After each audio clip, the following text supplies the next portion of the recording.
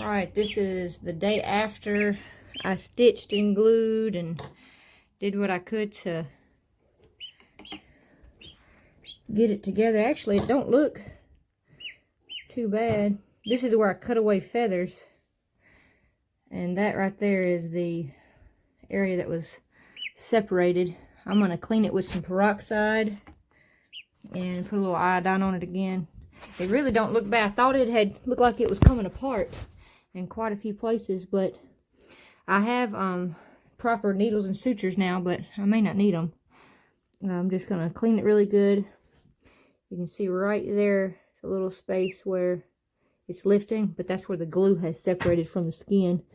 But it looks like the rest of it maybe have scabbed up together, and that's what I was wanting, to just get it close enough where the skin could try naturally to you know, scab up and clump together so that it would hold on its own. But it was you know, 3-4 inches apart, so it would never do that with the way it was.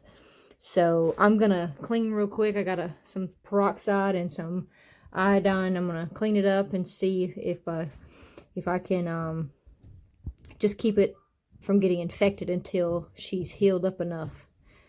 But I'll do some more pictures and stuff as we go. Alright, I put him back in. You can see there's a lot of discolor. It's not blood or anything. It's the iodine. I tried to just make sure it's really clean. And there's that one little space that had lifted. I just squirted a little glue in there and let her stretch her neck to see if I'm kind of spooking them. I don't want to make them scared or anything. They're really they haven't gotten used to me at all. I'm not here with them a lot. We've been working on the house, and I'm getting a pen built for them so they can have lots of area to run around, because this thing here gets, I mean, I just put fresh shavings in it, but it's going to be damp in no time, because they make a mess out of the water. So my plan is to give them a bigger area, put water on one side, the food on the other side, and give them like a space where they can play, get wet, whatever, and it won't make the whole area wet.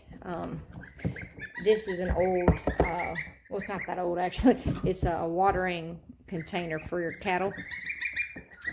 And actually when they stand up, they can actually see right over the side of this, so I know I need to be getting them moved pretty quickly. They've grown so much in just the last couple weeks. But as you can see, she's really, if you didn't see all that on her neck, you wouldn't even know anything was wrong with her. Just praying that she doesn't get infection. That's the only thing. So my main concern is keeping the infection away. And if we can keep her from getting infected, I think she'll do just fine.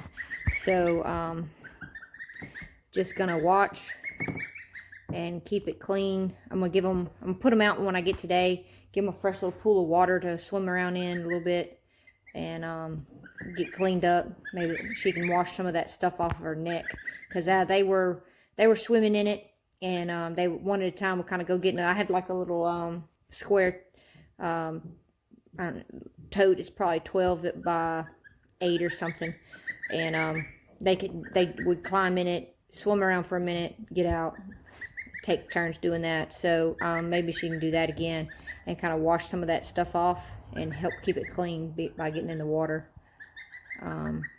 Yeah, we'll just keep watching her and see if we can keep the infection away, and I think she's going to do fine. That's the male that just stood up. He's the boss. You can really tell the difference now in them. He really kind of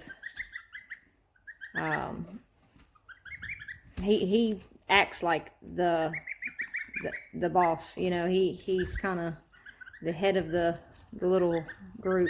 I don't know why they mess around with those wood chips.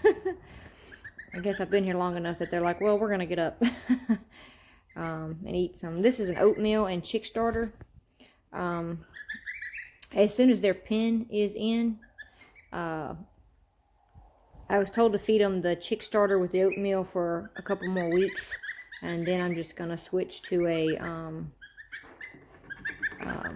not a starter, but like a wild bird feed, and I'll mix in. But they eat mostly grass and stuff, so I'll have to do a little bit more research on that.